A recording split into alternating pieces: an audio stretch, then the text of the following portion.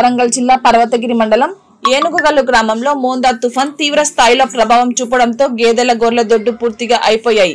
పిల్లలకు మోకాల వట్టి వరద నీరు చేరుకోగా ఇంట్లో ఉన్న బియ్యం, వంట సామాన్లు, మంచాలు ప్రతి ఒక్కటి నీటిలో మునిగిపోయి కనీసం నిలబడే స్థలం లేక ఇబ్బందులు పడుతున్నారు. అధికారులు స్పందించి పునరావాస కేంద్రాలకు తరలించాలని వేడుకుంటున్నారు.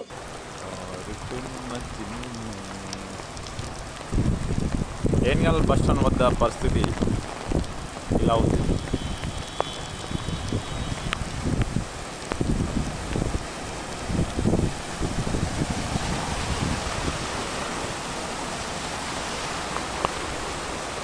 ఏనుగల్ మెయిన్ రోడ్